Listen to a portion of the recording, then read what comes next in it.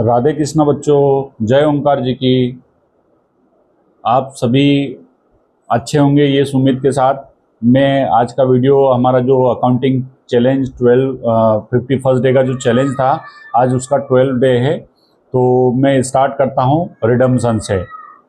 पहले मैं आप सभी से माफ़ी मांगना चाहूँगा, टाइमली वीडियो अपलोड नहीं कर सका, उसके लिए माफ़ी चाहूँगा। अभी आज हम स्टार्ट करना चाह रहे हैं। आज हम स्टार्ट करने जा रहे हैं क्योंकि थोड़ा सा टफ चैप्टर था और स्टूडेंट की डिमांड थी कि सर रिडम्पशन के हमको कुछ जर्नल एंट्रीज वगैरह बताइए। तो आज हम रिडम्पशन का पार्ट स्टार्ट कर रहे हैं। तो लेट्स बिगन। कॉमर्स की असली जर्नी यहाँ से शुरू होती है।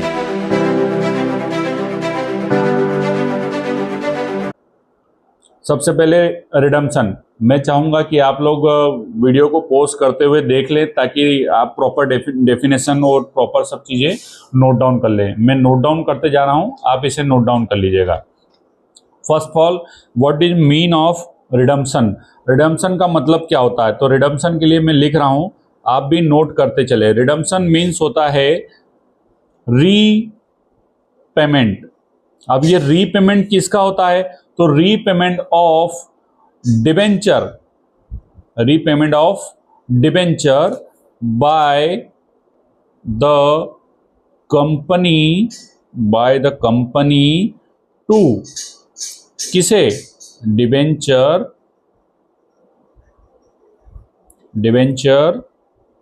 Holder, by the debenture holder. अब ये होल्डर कौन? जिन्होंने डिबेंचर्स का पेमेंट किया है। ऑन द ड्यू डेट, आप इस चीज को विशेष रूप से ध्यान रखें। On the due date, debentures का मीनिंग ये होता है, रिडम्पशन का मीनिंग ये होता है कि that is the repayment part of debenture by the company on debentures holder on the due date. तुम्हें पता होगा कि डिबेंचर्स का पेमेंट, जो लोन लिया है या जो कर्ज लिया है, उस कर्ज को टाइमली जब भी उसकी ड्यू डेट रहेगी हमें उसे पेमेंट करना होता है। तो ये पार्ट पहले मीनिंग का हो गया। अब debentures can be redeem, debenture can be redeem. अब ये रिडीम का ऐसा कहना पड़ रहा है रिडीम, अब ये रिडीम का ऐसा कहना पड़ता है कि रिडीम होता है तो कैसे होता है? तो डिबेंचर्स को रिडीम किया जाता है एट पार, एट प्रीमियम या फिर at discount. Okay okay, now next topic हमारे पास आ जाता है मेथड्स। अब ये मेथड्स क्या होती है? Methods of redemption. Okay, methods of redemption. अब ये मेथड्स ऑफ रिडम्पशन क्या होती है? देखो एक्चुअल में क्या होता है कि आप इन चीज़ों को थोड़ा सा हाईलाइट करके रख लीजिएगा क्योंकि ये हमारे टॉपिक की मेन जिसको बोलते हैं ना, मेन शाखा है जिसको हमको लर्न करना पड़ेगा और इसी के थ्रू हम सारा सब कुछ पेमेंट भी करेंगे और सारा सब कुछ एंट्री भी करेंगे। ओके, मैं आगे बढ़ रहा हूँ। अब आती है बात मेथड्स ऑफ रिडम्पशन। अब मेथड्स ऑफ रिडम्पशन में क्या होता है? सबसे पहला पार्ट आता है लमसम, लमसम पेमेंट। अब ये लमसम पेमेंट क्या होता है? लमसम पेमेंट को बोला जाता है एक मुश्त, एक साथ पैसा देना। ठीक है, उसके बाद में आता है redemption by annual drawings. Okay, annual drawing करके भी इसे पेमेंट किया जाता है। और उसके बाद में आता है redemption by purchase in open market. ठीक है, ओपन मार्केट से भी सिक्योरिटीज परचेस करके, ओपन मार्केट से भी परचेस करके काम किया जाता है। ठीक है, अब इसके बाद में नेक्स्ट में क्या आएगा सर हमारे पास? तो नेक्स्ट में आएगा सोर्स ऑफ रिडम्पशन। अब ये सर सोर्स क्या होते हैं रिडम्पशन के? तो रिडम्पशन के सोर्स का मतलब ये होता है कि आप कैसे पेमेंट करोगे। तो सबसे पहले रिडम्पशन का सोर्स होता है आउट ऑफ प्रॉफिट। अब ये आउट ऑफ प्रॉफिट क्या होता है? प्रॉफिट के अलावा पेमेंट करना, मतलब प्रॉफिट में से पेमेंट नहीं करना, प्रॉफिट के अलावा पेमेंट करना। या आउट ऑफ बोल सकते हैं फ्रेश इशू ऑफ शेयर्स, ठीक है, fresh issue of shares, fresh shares को भी इशू करके रिडम्पशन किया जाता है। ये भी हमारा सोर्स है। सोर्स का मतलब कैसे पेमेंट करोगे, पैसा कहां से आएगा। नेक्स्ट में आता है हमारे pass out of capital. Capital के अलावा भी पेमेंट किया जाता है। कभी कभी कैपिटल में से भी पेमेंट करते हैं, पर ज़्यादातर कंपनियों में कैपिटल में से पेमेंट करना अवॉइड करते हैं। कैपिटल में से पेमेंट इसलिए नहीं करते हैं क्योंकि कैपिटल कम नहीं होना चाहिए। या फिर मैं बोल दूं कॉम्बिनेशन, थोड़ा बहुत कैपिटल से, थोड़ा बहुत फ्रेश शेयर से, है ना। ठीक, ये मेथड से 4, इनके थ्रू हम लोग इनको रिडम्पशन को पेमेंट करते हैं। अच्छा, ये आई होप समझ में आ गया होगा। एक बार रिपीट कर देता हूँ। पहले तो मैंने रिडम्पशन का मीनिंग बताया है। रिडम्पशन का मीनिंग होता है redemption of repayment of debentures. Company debentures holder को पेमेंट करती है, उसका रीपेमेंट करती है on the due date. Redemption can be redeem कैसे किया जाता है, तो एट पार किया जाता है, प्रीमियम किया जाता है, या फिर डिस्काउंट के साथ किया जाता है। मेथड की बात करूँ तो रिडम्पशन जो उसकी मेथड है, या तो उसे लमसम पेमेंट किया जा रहा है, या फिर एनुअल ड्राइंग के थ्रू पेमेंट किया जाता है, या फिर purchase any other market security से पेमेंट किया जाता है। नेक्स्ट में आता है सोर्स ऑफ रिडीम्पशन। तो आउट ऑफ प्रॉफिट भी किया जाता है ना, और फ्रेश शेयर्स इशू करके भी किया जाता है, या कैपिटल आउट ऑफ कैपिटल भी किया जाता है, या कॉम्बिनेशन, जो भी इन तीनों में से जो भी एक मिक्सचर हो जाए उसके थ्रू पेमेंट किया जाता है। आप आई होप कि आपने नोट कर लिया होगा। मैं अब चेंज करता हूँ, नेक्स्ट वाले टॉपिक पे जाते हैं, जिसको नेक्स्ट वाले टॉपिक में हमारे पास आ रहा है। नेक्स्ट वाले टॉपिक का नाम है that is the 4th number. इसे बोला जाता है debenture redemption. Okay, debenture redemption reserve, बोले तो DRR, ठीक है। जैसे RRR मूवी फेमस है, वैसे ये भी फेमस है। ज़्यादातर CBSE एग्जाम में इसमें से क्वेश्चन पूछा जाता है। और इसे कैसे जाना जाता है, या तो हम इसे परचेस के नाम से जानते हैं कि परचेस ऑफ DRR, ठीक है। ये रिडम्पशन रिजर्व अकाउंट परचेस किया जाता है, ठीक है। इसके बारे में अभी ब्रीफ में डिस्कस करेंगे। व्हेन, कब किया जाता है, तो व्हेन DRR इज रिक्वायर्ड, जब भी इसकी जरूरत पड़ती है, इसे रिक्वायर्ड करके हम इसे पेमेंट किया जाता है। नेक्स्ट में क्या आता है, तो नेक्स्ट में आता है transfer of DRR। Transfer of DRR बोले तो रिडम्पशन, डिवेंचर रिडम्पशन रिजर्व, ठीक है। इसे ट्रांसफर भी किया जाता है। और इसकी हम क्या सीखेंगे अभी, जर्नल एंट्री। इतना टास्क अभी हम इससे सीखेंगे, ठीक। पहले मैं इसे कंप्लीट कर दूंगा, फिर हम ये रिक्वायर्ड ट्रांसफर करना सीखेंगे। नेक्स्ट में हमारे पास 5th नंबर का टॉपिक आता है, जैसे अब मैं इसे भी एक अंडरलाइन कर लेता हूँ, that is the best topic, ठीक। नेक्स्ट में आता है, अब इसमें क्या रहेगा, अब मोस्ट इंपोर्टेंट पार्ट क्या आता है, तो इसमें मोस्ट इंपोर्टेंट पार्ट आता है जर्नल एंट्री वाला। और जर्नल एंट्री में भी क्या, तो जर्नल एंट्री में भी जो मोस्ट है मैं वही बताने जा रहा हूँ। ज़्यादा आडंबर नहीं पढ़ना है, मोस्ट चीज़ें जो है उन्हें नहीं छोड़ना है, ठीक है। अच्छी चीज़ों को नहीं छोड़ना है। तो सबसे पहला वाला आता है क्रिएशन। कौन सा creation, creation of DRR, debenture redemption reserve account को क्रिएट करना। कैसे करना अभी जर्नल एंट्री से सीखेंगे। इसके बाद क्या सीखेंगे हम, इसमें सीखेंगे इशू ऑफ न्यू शेयर्स, ठीक है। न्यू शेयर्स को इशू करके भी हम रिडम्पशन करेंगे, वो भी सीखेंगे। परचेस ऑफ इन्वेस्टमेंट, ये भी होता है इसमें, इसकी भी जर्नल एंट्री सीखेंगे आप। परचेस ऑफ इन्वेस्टमेंट, ओके, ठीक है। नेक्स्ट में आता है इन्वेस्टमेंट के बाद में, नेक्स्ट में नाम आता है सेल ऑफ इन्वेस्टमेंट। हम इन्वेस्टमेंट को सेल करने की एंट्रियां भी देखेंगे। सेल ऑफ इन्वेस्टमेंट, ये बचपन में सब सारी एंट्रियां की है ना। नेक्स्ट में आता है रिडम्पशन करने का पार्ट, वो भी हम सीखेंगे। अब रिडम्पशन कैसे कैसे किया जाता है, तो अभी जस्ट मैंने बताया था एट पार, डिस्काउंट या फिर प्रीमियम, ठीक है। ऐसे ऐसे रिडम्पशन किया जाता है, वो भी अपन सीखेंगे। उसके बाद में आता है रिटर्न करना, इन्हें रिटर्न कर देना, writing of return of premium, है ना, ऑन रिडम्पशन। प्रीमियम के साथ में क्या करना, रिडीम करना, ठीक है। ये भी अभी हम सीखेंगे। मतलब कुल मिला के ये इतनी जनरल एंट्रीज जो है वो अभी हम अच्छे से सीखेंगे ताकि आप अच्छे से बोर्ड एग्जामिनेशन में अच्छे से एग्ज़ाम को फाइट कर पाएँ। बच्चों इसे अंडरलाइन जरूर से कर लीजिएगा, ठीक है। रिडम्पशन का पार्ट जो है एक बार में कंप्लीट नहीं होता है, थोड़ा सा लेंदी पार्ट होता है। वीडियो को थोड़ा सा लेंदी न करते हुए मैं थोड़ा सा आगे बढ़ा रहा हूँ, ठीक है ना। इसको थोड़ा थोड़ा जल्दी से कर रहा हूँ ताकि आप जो मेन टॉपिक हमारा है उसे हम क्लियर कर सकें। नेक्स्ट में आता है रिडम्पशन को कन्वर्ट भी किया जाता है, कन्वर्जेशन भी किया जाता है। अब कन्वर्सन काय में किया जाता है, कैसे किया जाता है, तो सबसे पहले इसे कन्वर्ट किया जाता है इक्विटी में। क्या होता है कि कभी कभी डिवेंचर्स का जब पेमेंट करने जाते हैं और कंपनी के पास पेमेंट नहीं होता है अवेलेबल, तो ऑन दैट टाइम हम लोग क्या करते हैं कि कंपनी उसे शेयर्स में कन्वर्ट कर लेती है।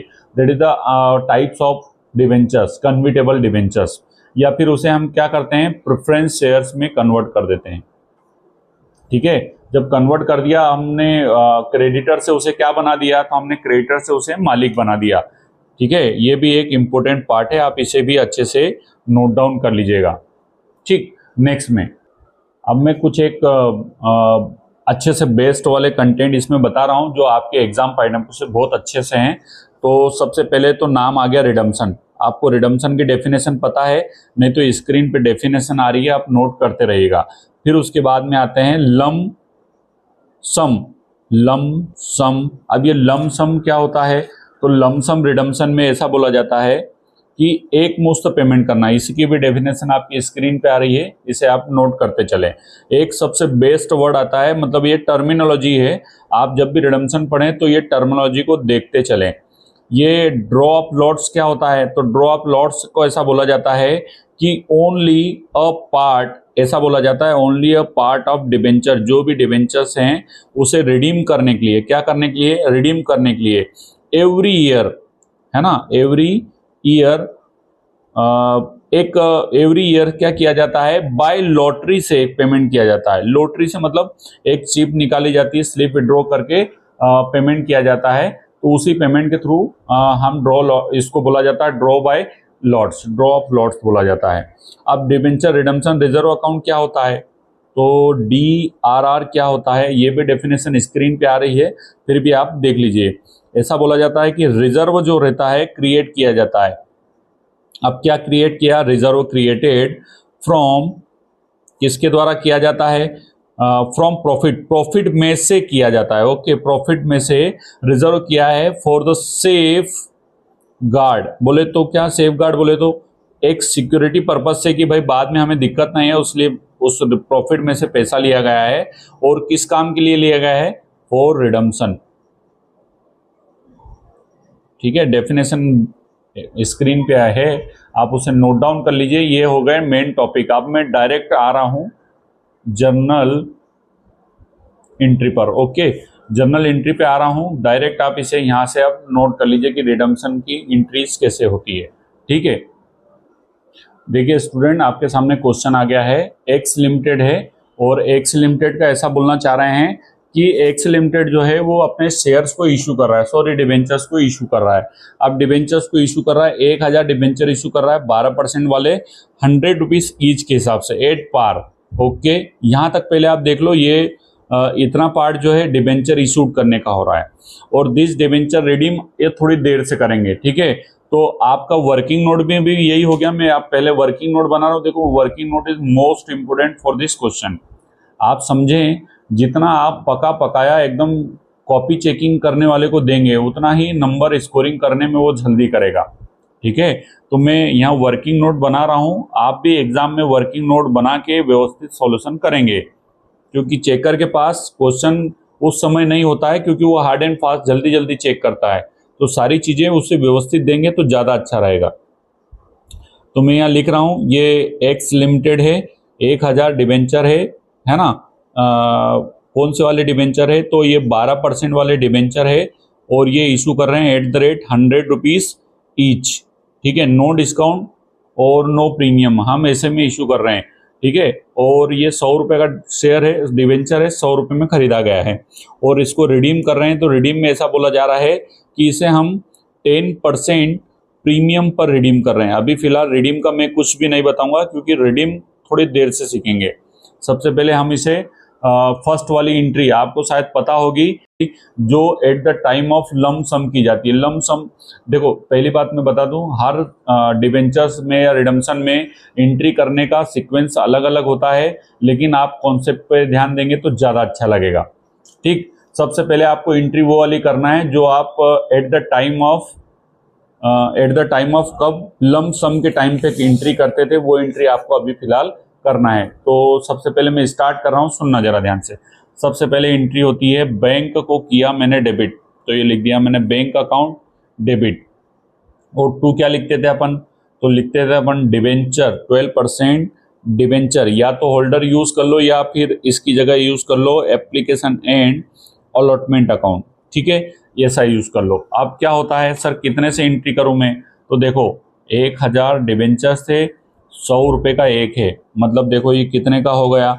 मैं ये जो वर्किंग नोट में लिख रहा हूँ इसे बिल्कुल ध्यान से देखें आप, ये 1000 एक दो जीरो और बढ़ा दी, मतलब ये 1 लाख रुपए का डिबेंचर हो गया। 1 लाख का डिबेंचर है, 1 लाख रुपए में भी लिया गया है। बीइंग, आप नरेशन नोट कर लीजिए, कोई दिक्कत नहीं है। ठीक है, ये हो गया। अब उसके बाद में क्या होता है, अब इसके बाद में जस्ट नेक्स्ट वाली जो एंट्री आती है मैं अब वो कर रहा हूँ। ये तो पहली वाली एंट्री हो गई, जब अपने पास डिबेंचर्स की अमाउंट आ गई। अब आप इसे क्या कर रहे हो, ट्रांसफर कर रहे हो, तो ट्रांसफर की एंट्री क्या करते हो, नंबर 2 वाली एंट्री क्या करते हो ट्रांसफर की, नंबर 2 वाली एंट्री होती है 12% debenture application and allotment debit. और टू क्या करते हो, थोड़ा सा स्पेस दे के करोगे तो वहां पर लिखने के, अभी हम रिडम्पशन करेंगे तो दिक्कत नहीं आएगी, थोड़ा सा स्पेस दे के लिखना है। ठीक है, और यहाँ पर क्या लिखते थे आप, तो यहाँ पर लिखते थे आप 12% डिबेंचर। ठीक है, यहाँ डिबेंचर वर्ड भी यूज कर सकते हो, डिबेंचर होल्डर भी लिख सकते हैं। अब कितने से, तो पहले ये अमाउंट देख लो, 1 लाख है, ये 1 लाख बिना सोचे और समझे आप लिख देना, ज़्यादा दिमाग मत लगाना। ठीक है, ये डिबेंचर जितने से क्रेडिट किया है उतने से मैंने डेबिट कर दिया। अब बात ये आ रही है कि इसकी प्राइस कितनी थी, तो सर बोले 1000 रुपये की, सॉरी 1000 रुपये की सर उसकी प्राइस थी, और वो कितने रुपए का था, बोले सर 100 रुपये का। तो ये कायदे प्लस कानून के हिसाब से 1 लाख रुपए का अमाउंट ट्रांसफर हो गया। ठीक, ये एंट्री बरोबर हो गई। यहाँ अपन ने सीख लिया कि जितने का डिबेंचर लिया था उतने का ये पेमेंट हो रहा है, लेकिन क्या इतने का हुआ है, नहीं सर, इसमें तो हमने ना, अब रिडम्पशन की बारी आई है, 10% प्रीमियम पे किया है। तो देखो यहाँ लिख रहा हूं मैं, रिडम्पशन ऑन प्रीमियम कितने रुपए से, तो बोले सर 1000 रुपये के हमारे पास डिबेंचर थे 1000, और ये 10 रुपया, 100 रुपये का 10%, 10 रुपया, तो ये 10 रुपये यहाँ कर दिया। और उस हिसाब से सर ये है ना 10,000 रुपये ये कहाँ चले गए, रिडम्पशन प्रीमियम पर। तो इसमें इधर की साइड देखो और इधर की साइड, मतलब डेबिट और क्रेडिट दोनों साइड इक्वल होना चाहिए। तो इधर की साइड आप देखोगे तो देखो 1,10,000 आ रहा है, और इधर की साइड कितना आ रहा है 1 लाख, मतलब यहाँ कहीं ना कहीं 10,000 रुपये का आपको क्या हो गया, लॉस हो गया। तो यहाँ ऐसा लिखना है, लॉस ऑन रिडम्पशन, ऐसा लिखना है। लॉस को डेबिट करते हैं इसलिए हमने यहाँ डेबिट कर दिया, तो लॉस ऑन रिडम्पशन लिखना है। इस तरीके से आपकी एंट्री करना है, और ये आपका आंसर है। बात समझ में, ये आपका आंसर हो गया, being debenture redemption on 10% premium. इस तरीके से आपको ये जनरल एंट्री करना है। आई होप कि ये रिडम्पशन आपका प्रीमियम वाला समझ में आया होगा। मैं आपको इसी में आगे बढ़ाते हुए एक डिस्काउंट वाला रिडम्पशन भी अभी एक्सप्लेन कर देता हूँ। अगेन क्वेश्चन सेम रहेगा, लेकिन एंट्री थोड़ी सी चेंज हो जाएगी। ठीक है फ्रेंड्स, ये क्वेश्चन है हमारे पास, सोनी ब्रदर्स है, इशू कर रही है डिबेंचर 1000 12% वाले, और at the rate 100 rupees each के हिसाब से है, और डिस्काउंट पे 5% लिए हैं, पहले से डिस्काउंट है, और प्रीमियम पर हम इसको क्या कर रहे हैं, पेमेंट कर रहे हैं, मतलब ये डबल घाटा हो रहा है। तो पहले आप क्या करोगे, एज पर आवर इंस्ट्रक्शन पहले आप वर्किंग नोट बनाएंगे। तो इसमें ऐसा लिखेंगे आप, सबसे पहले लिखेंगे कि 1000 कितने परसेंट वाले हैं, तो 12% वाले डिबेंचर है, जिनका प्राइस कितना है, बोले सर 100 रुपीज़ का, और इसे कितने डिस्काउंट पे दे रहे हैं, बोले 5%, मतलब वो कितना हो गया 5 रुपया। तो ये 95 में हम क्या कर रहे हैं, इसको इशू कर रहे हैं, और रिडीम कर रहे हैं, तो रिडीम का भी लिखना पड़ेगा। तो रिडीम कितने पे कर रहे हैं, तो बोले सर 5% प्रीमियम पर रिडीम कर रहे हैं। ठीक है, ये यूज़ करना है अपने को। और अब मोस्ट ऑफ स्टूडेंट जो मिस्टेक करते हैं मैं वो बता रहा हूँ, जो लिखते ही नहीं है। क्या before the starting of journal entry आपको ये मेंशन करना चाहिए।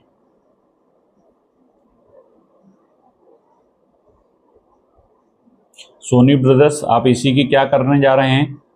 जर्नल एंट्री कर रहे हैं, ठीक है। आप इसी की जर्नल एंट्री करने जा रहे हैं, तो उसके हिसाब से आपको क्या करना चाहिए, उसके हिसाब से आपको लिखना चाहिए। सबसे पहला टॉपिक हो गया जर्नल एंट्री का। अब सबसे पहले नंबर की एंट्री क्या करते आए हैं आप बचपन से, तो लिखना है आपको बैंक को करना है डेबिट। ये मैंने बैंक को कर दिया डेबिट। और 2 में क्या लिख दिया सर? मैंने 2 में लिख दिया कौन सा डिबेंचर है, तो बोले सर 12% वाला डिबेंचर है, तो 12% debenture application and allotment account. Writing थोड़ी सी ज़्यादा अच्छी है, आप थोड़ा सा कंसिडर कर लीजिएगा। नेक्स्ट, अब इसमें क्या लिखेंगे आप? तो सर हमारे पास 1000 डिबेंचर है और कितने रुपए वाले हैं? बोले सर 95 वाले हैं। तो 95 के हिसाब से हमारे पास कितना रुपया आएगा? तो सर 95 के हिसाब से 95,000 आएगा। बात समझ में आएगी नहीं? तो ये मैंने लिख दिया। यहाँ भी लिखना चाहो तो लिख सकते हैं, नहीं तो 95 करके ये being amount received from the debenture ऐसा वैसा करके आप कर सकते हैं। अब दूसरी एंट्री सबसे मोस्ट इंपॉर्टेंट, अब इस एंट्री का आपको अच्छे से ध्यान रखना है। कैसी वाली एंट्री? अब इसी एंट्री में इसको ट्रांसफ़र करना है। तो क्या ट्रांसफ़र करोगे? तो ये लिख दिया 12% debenture application and allotment debit, इसे डेबिट कर दिया। और अमाउंट क्या डालोगे आप? 95, है ना। जितने की है उतने से ही, ज़्यादा दिमाग नहीं लगाना अपने को। जब इजी काम हो रहा है तो ज़्यादा मशक्क़त करने की ज़रूरत नहीं है। सर 95 लिख दिया। अब यहाँ क्या लिखोगे आप? तो 12% डिबेंचर अकाउंट।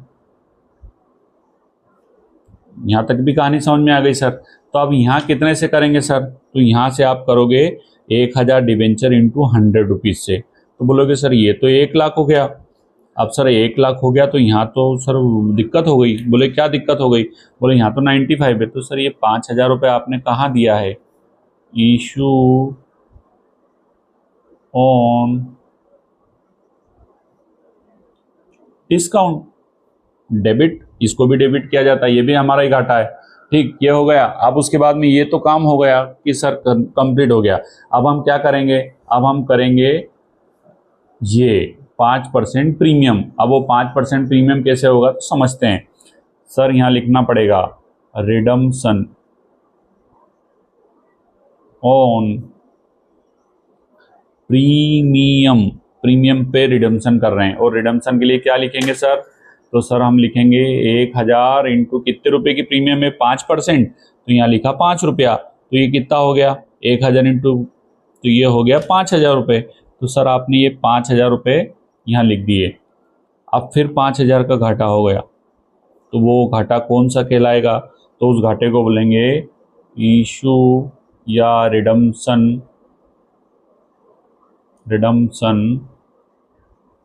ऑन प्रीमियम, ठीक है ना, या लॉस ऑन रिडम्पशन, ठीक है, लॉस ऑन रिडम्पशन डेबिट 5000 रुपये से। इस तरीके से आप ये एंट्री कंप्लीट करके आएंगे। आई होप कि आपको ये समझ में आ गया होगा। थोड़ा सा वीडियो कंटिन्यू लंबा हो गया है, बट मेरे ख्याल से एक्सप्लेन करने में कोई दिक्कत नहीं है, आपको ये समझ में आ गया होगा और आपने नोट्स भी प्रिपेयर कर लिए होंगे, ठीक है।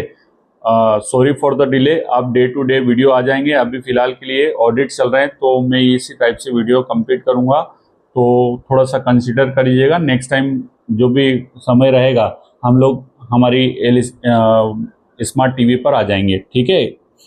Thank you very much.